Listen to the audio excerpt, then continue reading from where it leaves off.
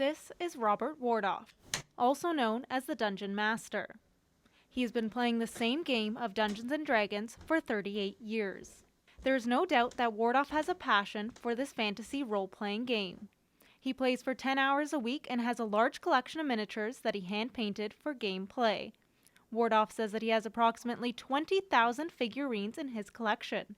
Playing since childhood, Wardoff's great imagination has kept the game alive. First time that I came across Dungeons and Dragons, I realized that it was not a game like other games. There were no set limits to what you could do with the rules. You were able to expand the rules and push the borders within limits. And so that had great attraction from a game playing from an imagination and from a storytelling angle.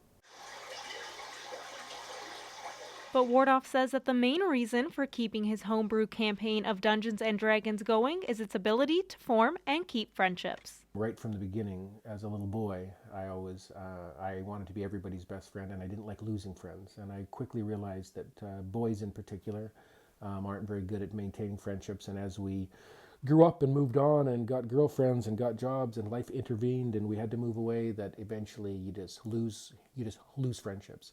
And that always bothered me, and so I realized early on that if I could create a game that was good enough, that they would come basically to me from wherever they were and always come back and play. Wardoff has been able to do exactly that. He has 50 active players from across the globe. Some are even willing to cross great distances to play.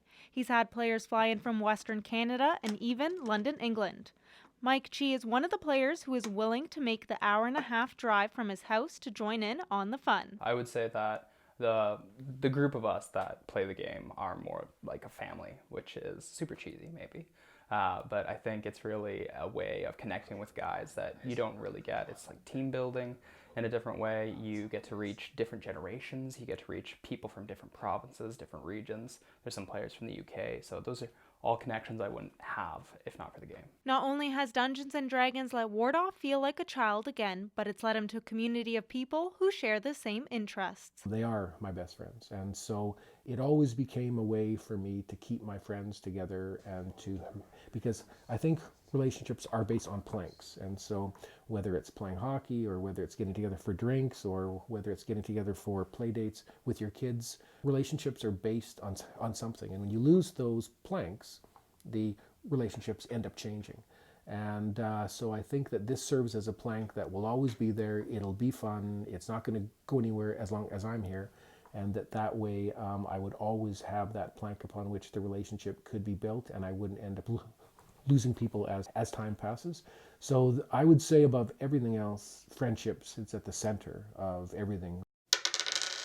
As long as the game keeps going and new characters are introduced, friendships will continue to grow.